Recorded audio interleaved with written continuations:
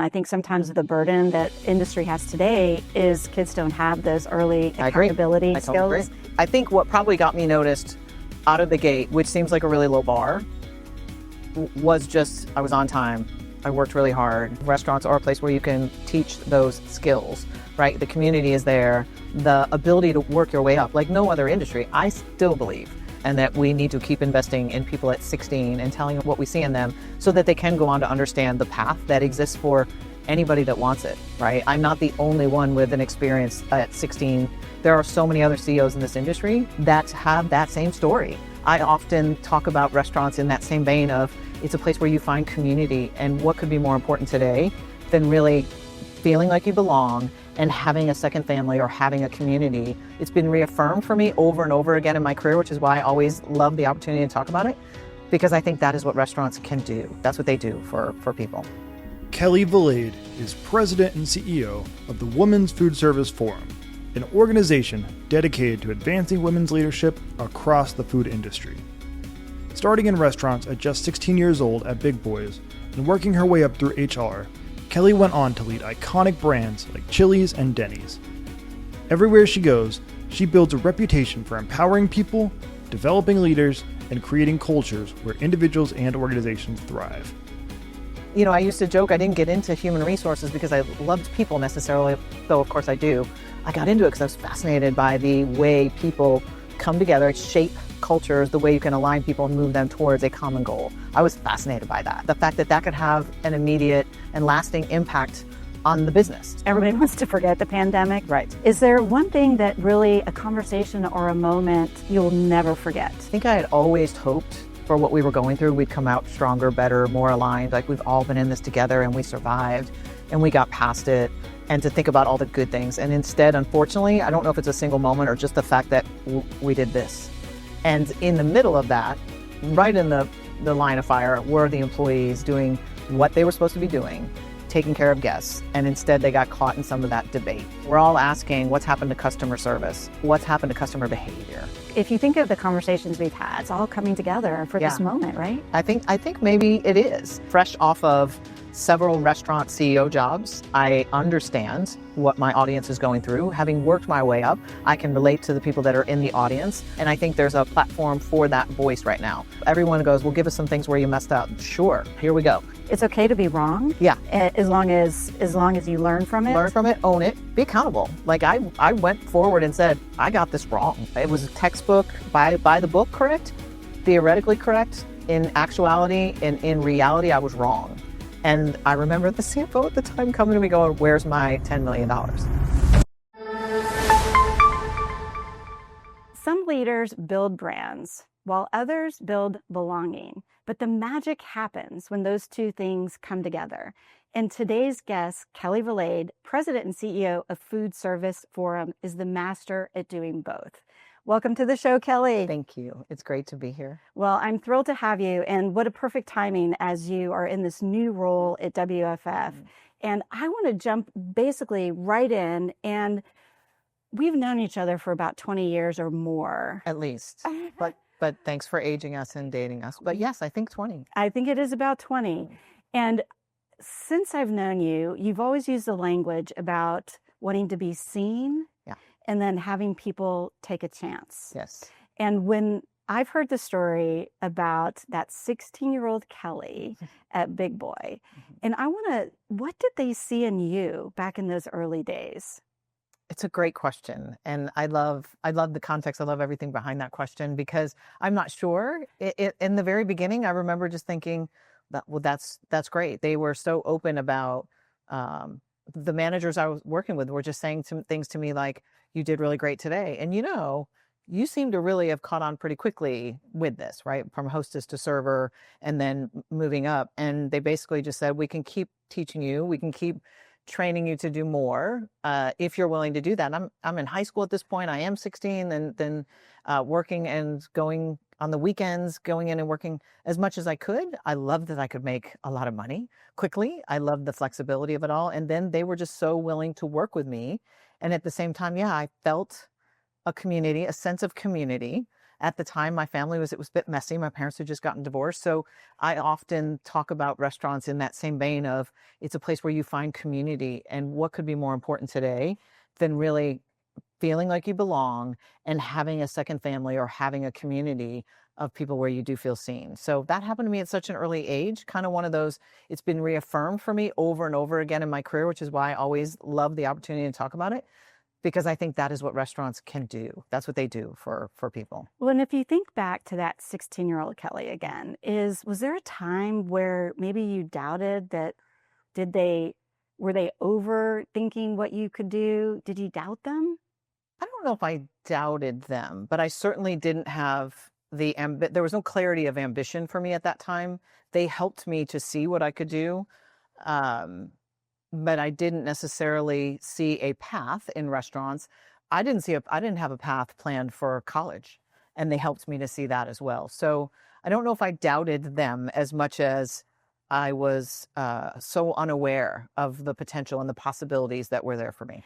I think that is a powerful insight, because if you unpack what you just said, and I talk to a lot of frontline employees a lot, and we ask them, where do you want to be in 5 years? Right. And guess what the answer is? I have no idea. Right. And so I think leaders today need to acknowledge and remember that when they were that age, we didn't have a clue.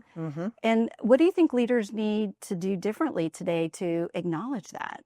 I think acknowledging that they won't have that answer. It's exactly what you said. They won't necessarily have that answer. It's actually not a great interview question even, it's really not. It's sometimes it is saying, I can see this. And what I learned from that experience is if you see something in someone, tell them, even if they don't see that in themselves. It could be just such a powerful moment. And again, just been reaffirmed for me over and over again in my career that people need to know what you see in them, because they may not just have that awareness themselves, or they just may doubt themselves. To your point, I don't think I knowingly doubted myself, but that affirmation, that validation of, you can do this, you're doing a really good job, and you seem to get this, so there's a path here for you. I wonder if maybe doubt is, maybe to your point, it's not the right word, but maybe you didn't have the confidence. Maybe the fact of it's, when you're 16 and you're fumbling through and you don't know what you don't know, and you're just kind of doing the job.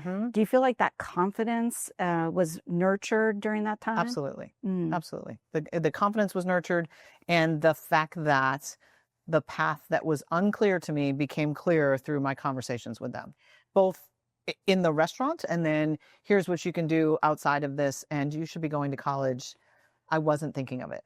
I think let's pause on that. Yeah. Because I know you've told the story and you've shared the story about, I believe that they helped you even with your college applications. How do you think your life might have turned out differently if that hadn't happened? I don't know, because it's crazy now to think back, but I remember it like it was yesterday, right? You should be thinking about this. And I didn't have that ambition because it wasn't coming from, there was no one in my family that had gone to college at that point. So it wasn't kind of in the cards for me. I was thinking about a vocational school. This will date me. I was taking dictaphone and stenography classes. Can you believe that? In high school rather. And I was taking typing classes. I'm a mean typer to this day, because I was taking classes thinking that I would be an office manager or some kind of administrative assistant. And there's nothing wrong with any of that. Right. It's just, that's kind of as far as I could see at that point. That's unbelievable. And yes, I think that did date you a tad, but I think many of us took typing in high school. So that and home economics and cooking and things like that, which those are, cooking's a lost skill today. That's for sure. Absolutely. But I think it just echoes the fact that anybody listening to this that has kids or has, direct reports, it's really being able to help them see a path, see a future that doesn't exist. That's right. Yes. And I think that's so powerful. And what many people know is that you started your career in HR, right? And when you think about those skills that you learned, that people first, that sense of belonging, how do you think that shaped you as you went to lead some of the biggest brands in the restaurant industry? I think it shaped me quite a bit. I think, again, wasn't really aware, didn't really know, and that path wasn't completely vivid and clear for me right away, even when I started going to and I got into college and started taking classes, I leaned and skewed liberal arts, right? I was working in operations still. I was managing a restaurant still. And I went down the liberal arts path and then went down the sociology path.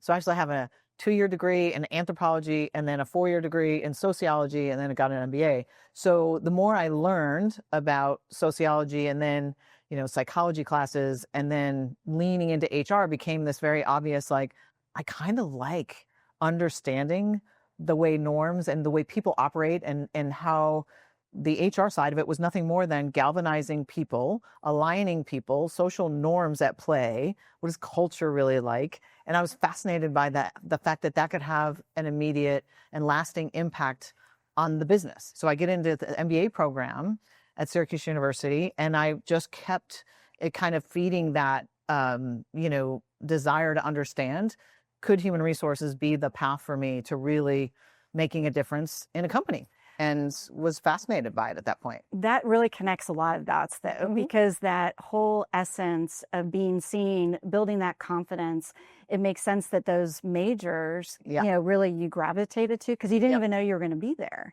in college. I didn't. And so then to get the business side, so it is, honestly, it's the business of joy, Kelly. It is the business of joy, the business of people. And, I used to joke, I didn't get into human resources because I loved people necessarily, though of course I do. I got into it because I was fascinated by the way people come together. Again, sociology, that was what I was studying, the way people shape cultures, the way you can align people and move them towards a common goal. I was fascinated by that. And then I wanted to understand and keep working, kind of towards that. That's fascinating because it's if you break it all down, every leader really should take those kinds of classes. Perhaps. And so I think that that's going to be a recommendation for me going forward, because if you don't have those people skills, and it's not people skills, that's different. It is different. It's a curiosity. It's a curiosity around what wires all of us. Yes. And it's also that foundational human need that's in all of us. Absolutely. Like Maslow's hierarchy of needs, right? Again, affirmed for me over and over again in my career that you can provide basic things for employees, for your team members, for your coworkers, being a part of something, creating something bigger for people. But ultimately, self-actualization is about being seen. Right. Right. And you and I worked together, if I could add this, you and I worked together and got to work on a few things together during the pandemic. And what did we find? It became about the basic necessities and survival. And yet being seen still became really important towards the end of that craziness, because masks or not to mask and all the things that went on, it was really about people needed to know they were safe. That's your lower level needs on the hierarchy of needs. Highest level is absolutely seeing others. Well, and I am, Kelly, so grateful for that time that we had during the pandemic, because first of all, you invested in me and took the time out of your crazy schedule at that time to have these conversations. And the way I think about the pandemic is you helped me see, and I guess I kind of knew it, but it was the difference between there's this business crisis, but it was a human crisis at the same time. Was. And share with me, I remember you telling me a story about some of the managers, it's like literally covering shifts and just the physical and emotional, like getting out of bed just during those days. And it was that human issue. It was a human issue. It was a business. I think you're right. It was a business issue.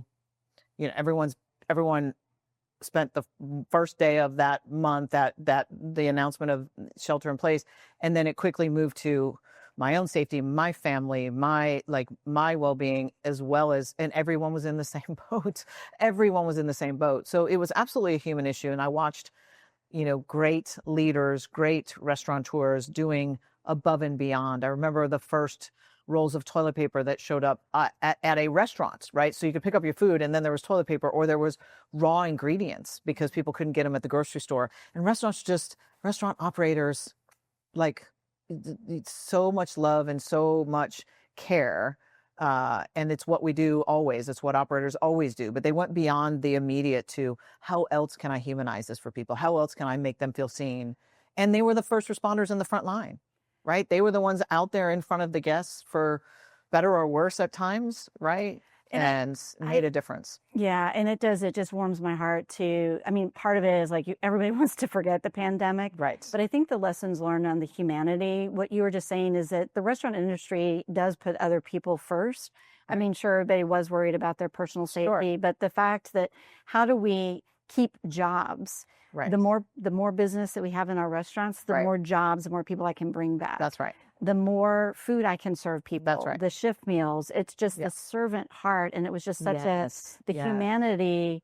It just really showed through. Is there one thing that really a conversation or a moment that just you'll never forget when it comes to that time period?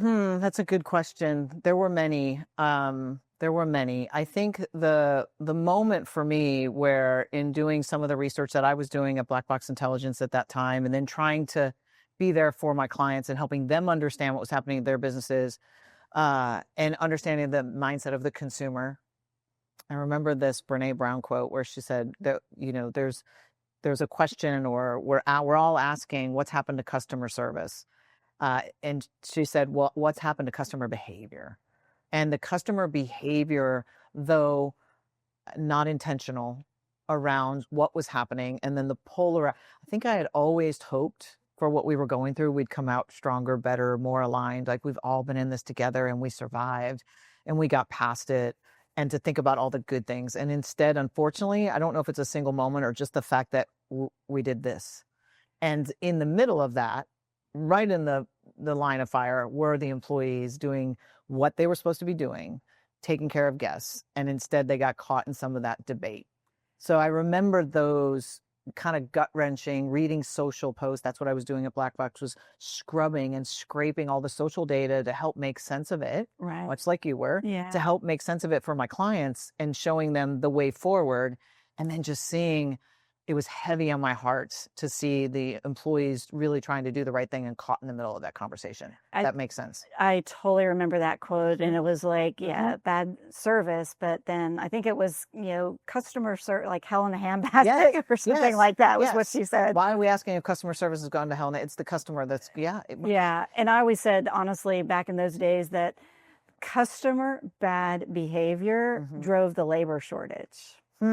Because the data shows, if I'm a young person and I'm in the restaurant industry and I see on the news people throw in soup, and it's, why would I want to work in that industry if the customer behavior and well, and think about it, the amount of innovation that happened for the customer during the pandemic, the way the restaurants learned and businesses learned to get their product from A to B was fascinating, right? And the technology advancement that happened in days, not weeks or months, that usually would take days, weeks, months, years, that all happened at such a rapid pace. Sadly, I don't think that we did enough to think about innovation for our employees during that time. So the employees started to I can go to Amazon and be in a warehouse. I can go DoorDash and not have to deal with people. I'm just handing the food across. I don't even have to see them now. I'm just leaving it on the porch. And so that's, we saw that migration, right? From restaurants to doing something that kept them a little farther removed from customers. And we're paying, we are paying the price for that. And a fun story is, I have a challenge for everybody. Next time you order DoorDash, actually talk to the driver.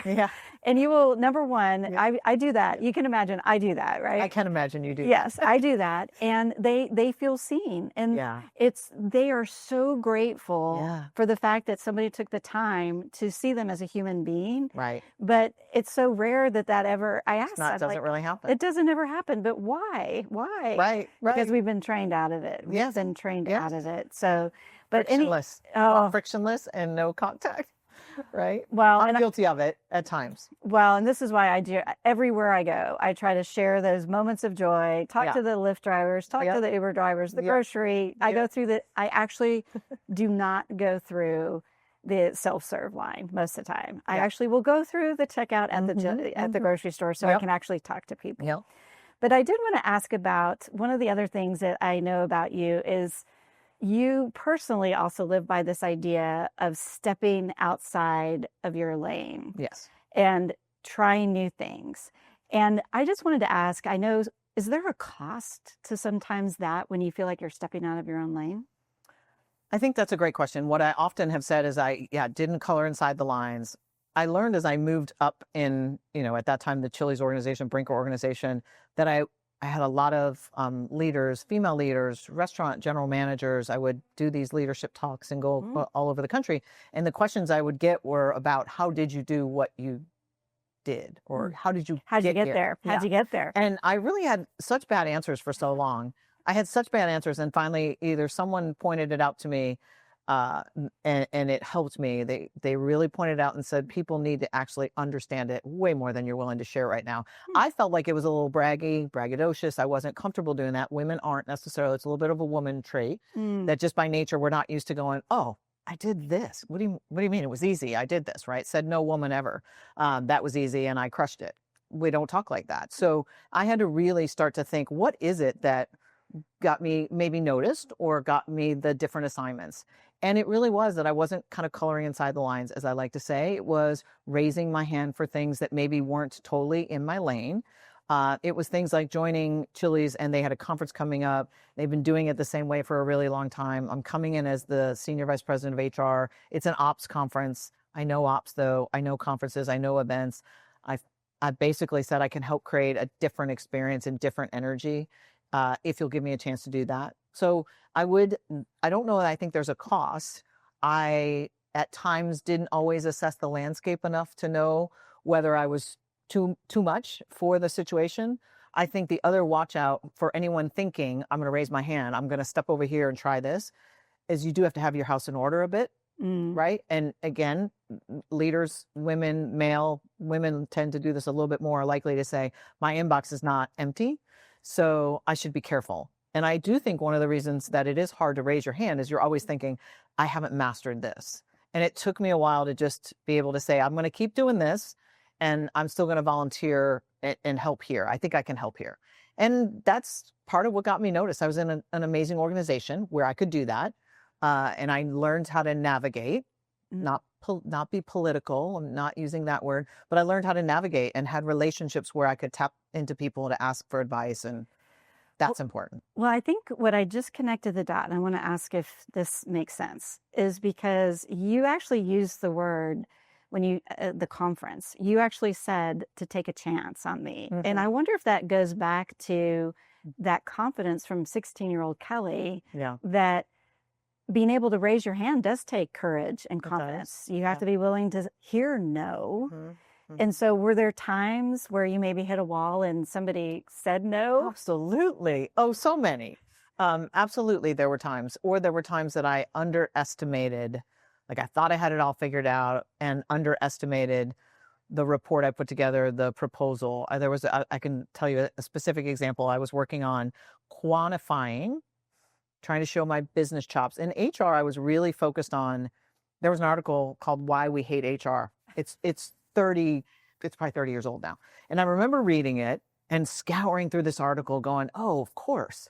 HR is only focused on HR. I don't think this is the case today. But at that point, it was the great HR leaders are focused on driving business results and knowing what those business results are, and not focused on time to hire, time to fill, cost per hire, typical HR metrics. You have to think bigger. I think that helped me get noticed as well, right? Because I was focused on, let me impact this conference to impact, yes, engagement and retention of our leaders, but also to drive the results, right? It was a captive audience. The conferences were there to move the ball down the court and get results, right? So it was always, what's the means to the end here? What's the end game? What are we trying to accomplish? And I think that served me really well. I took on this task of trying to assess training dollars and the cost of training and the cost of turnover. And I went to the CFO at the time and I said, I can show you how much money we're losing because of turnover being at X. Right. And why cutting it in half will save us X. Well, the math was correct. And I partnered with my finance partner at the time, head of finance, on the brand. And we weren't wrong, except for we didn't factor in vacancy costs. We missed things that are hidden costs that don't always show up on the P&L. So if you haven't filled a role and yet the role's been open for a month, it's not going to show, you're not going to get the immediate return. I had so overblown the estimate of the impact of lowering turnover, like by millions. So it was textbook correct, like textbook by the book correct, theoretically correct, in actuality and in reality, I was wrong. And I remember the CFO at the time coming to me going, where's my $10 million? Right. And so Miss Fancy HR person that thinks they know numbers. Right. And it was a sobering moment because I had the platform, they had listened to me and I had presented it and I actually had a voice and I was totally wrong. And it was an immature, it was maturity. It was not understanding the business enough. Good for me. I stepped out, but I got it wrong. Right. I got it wrong. Well, and what's interesting is, I think for me is listening to that, it was the hidden cost. Correct. And so sometimes maybe that hidden cost, you only understand that through experience. Right. Yes. And so anyone now that goes, I'm going to calculate the cost of turnaround, I'm like, okay, good luck. Be careful because you can miss, you just need to be careful about it. Luckily, it wasn't a detriment career-wise, but I mean, I really did have the voice of executives and I had to go, I'm sorry, I got that wrong, but I get it. I'll learn next time. Well, I think, and that is a lesson in of itself, that I think a lot of emerging leaders or people on executive tracks, it's okay to be wrong. Yeah. As long as you learn from it. Learn from it, own it, like be accountable. Like I went forward and said, I got this wrong. And here's what we can do with it. Like, here's how I'll pivot and make sense of it. And here's probably the real cost that we can actually track, right? Which were much different. Right. Well, and then they gave you that gave you confidence and you confidence, but it gave you credibility. Yeah. With them to After say losing credibility. Yeah. I lost a little, gained a little bit back. And I had to redeem myself after that, but I did step out and tried to create, truly something that could have been really big for the company. Right. Well, let's talk about that because what you just said is interesting too, is you had to redeem yourself. Uh-huh. And so tell me about that emotionally, because again, you've mentioned it multiple times. Sometimes that is harder for women, I think. Yeah. Because we might put ourselves in a deeper hole than maybe we really are. Yeah. I remember the grace and the patience given to me by the CFO, and I appreciate that to this day. I also remember others going, that what I did learn was priceless about it. And it helped me for the next project and the next project to really, truly understand those hidden costs and the costs on the P&L. Mm-hmm. So yeah, I think it took a minute, but I was able to do that, I guess, it was a long time ago, but I remember it to this day. Well, but I think those moments we all have those inflection points where there's a lesson learned that you'll never forget. Yeah. Yeah. I was book smart in that case and not right.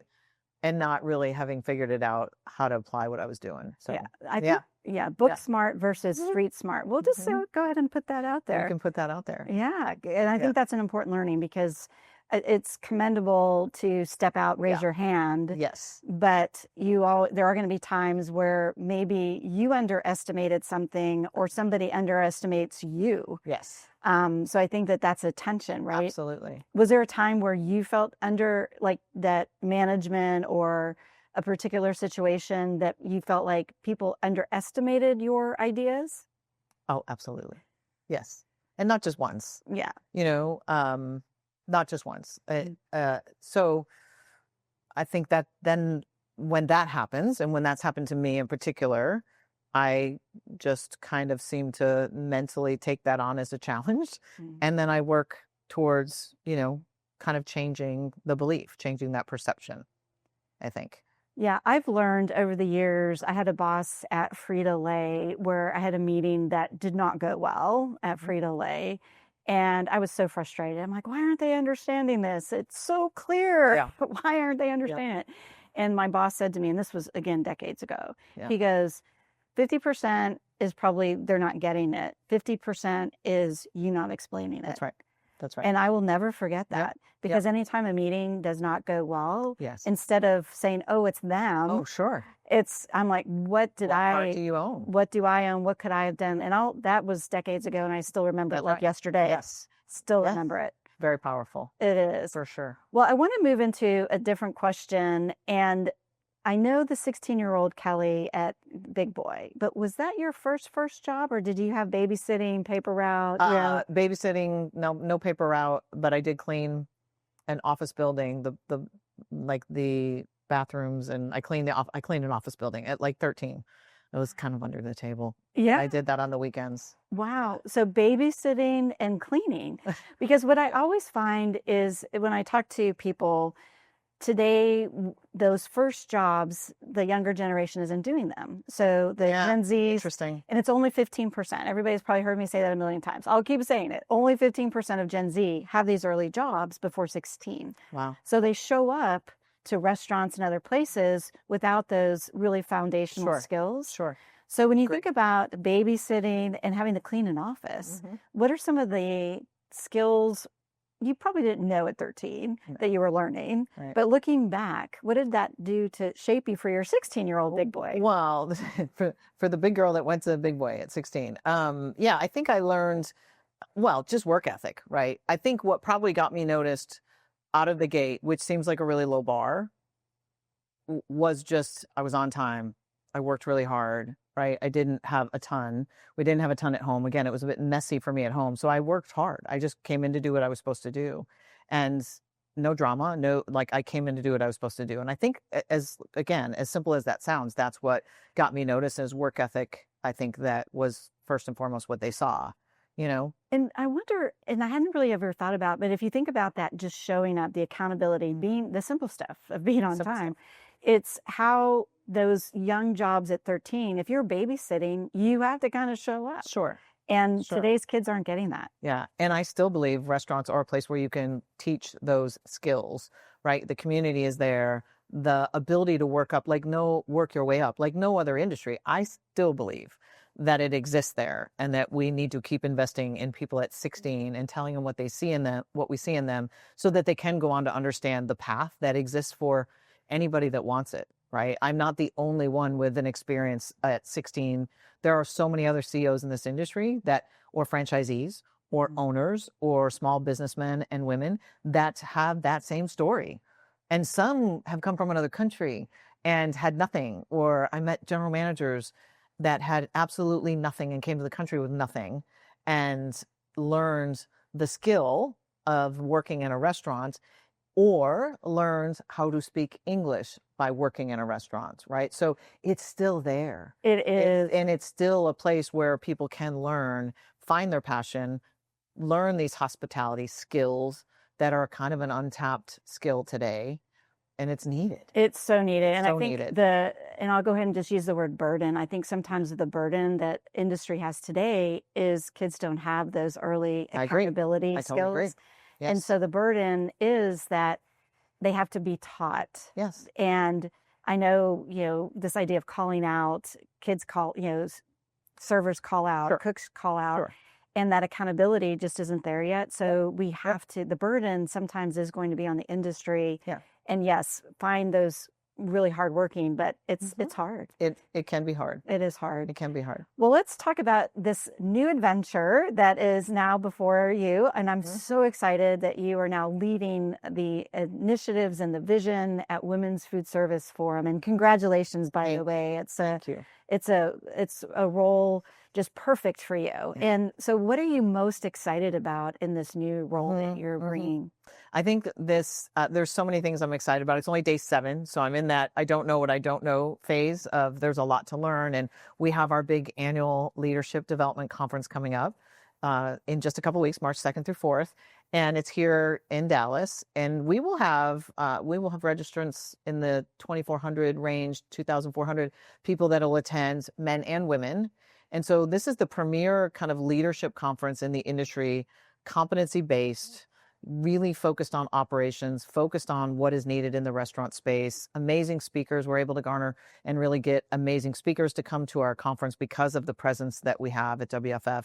And I'm just most excited about taking it from where it is today, which is it's been in great hands, to just building on that foundation and just expanding our reach, our presence, and frankly, our dominance as kind of the premier leadership organization for the restaurant industry and for the elevation and promotion of women in the industry. I'm just truly excited about it. It's phenomenal. I want to ask, if you think of the conversations we've had about 16-year-old Kelli, some of those creating your own lane and coloring outside the lines, what are some of those things that you can bring with you, even your college background too, that it's just the moment, it's all coming together for this moment, right? I think maybe it is. And I think, fresh off of several restaurant CEO jobs, fresh off of that, I understand what my audience is going through. Having worked my way up, I can relate to the people that are in the audience. I can relate to the suppliers and partners that I've worked with that are supportive of WFF, but that I've worked with over the years in those roles. But I do have something to say for women and leaders in general. And I think there's a platform for that voice right now. I think about the things that I've been able to do for these great brands that was bigger than me, that was whether it was mental health, that I'm very passionate about. And you think about, if we go back to that conversation, 18 to 24-year-olds are the ones that are struggling the most. So aside from not having the skill or the accountability to have jobs early on, they're also really struggling with their own mental health and their own, opportunities. And I think if we can't get people right then and see the whole person then, or focus on the whole person, where are we going in this industry, right? So that experience, that focus on the things that I think matter to this industry strategically, I'll be able to amplify, and I hope to amplify and build on the great work that's already done. I think I have taught a class on women's leadership. So to help break down some of those things that I know that I'd lived personally, and to share that experience, share the people, everyone goes, well, give us some things where you messed up. Sure. Here we go. Right. Because that has helped. It'll help other people go, okay, there's redemption for me. If I make a mistake, I should raise my hand anyway. I should look to try and make a difference if I think I can, and it's not exactly in my lane.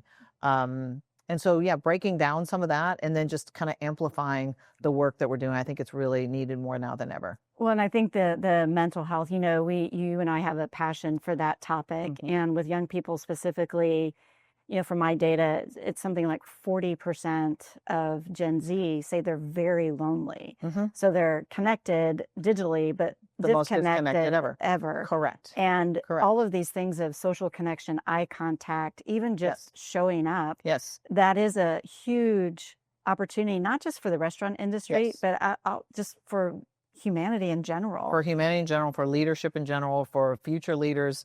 Right. Yeah. For all of that, they actually, the numbers are exactly what you said, and then some. If you ask them, is it easy for them to make friends? I think 80% of Gen Z or 18 to 24-year-olds, if you narrow it even further, would say it's difficult to make friends. The college students are using apps to find dates, right? My son went to a school that had 25,000 students and met his last girlfriend on Tinder, which is mind-boggling to me. So they need help making friends. And then again, we go back to what restaurants are really good at, and the community, and showing you how to connect, and showing you hospitality, and just that generosity of spirit. You go, well, gosh, we've got to help. We've got to help some of these leaders. I will jump on one thing and then move on, not to digress too much. But my daughter basically asked me with very serious question, Mom, how did you make plans when you were in college? Mm-hmm. And I'm like, we talked to people. We had a single phone in our dorm rooms. We did not. Oh, she couldn't imagine how you actually connected with people. Like without an app or text or that's what I'm saying. Without a phone and a text, she's like, "How did you make plans?" And I'm like, how did you have parties? You put up a flyer, right? You put up a flyer, right? You actually might have mailed a birthday party invitation back then. Oh my God! Great. Instead of imagine that. But so there's so much opportunity. I'm there. So excited to just be watching you and cheering you on in that new role at WFF. Thank you. I have 2 or 3 new traditions that I'm building with this new show, this new podcast. And the first is I have these questions on a card. All right. And I'd like you just to pick one, and I hand it back to me. Then you hand it back, and then I'm going to ask you this question. Okay. What makes you lose track of time? What makes me lose track of time? Interesting. So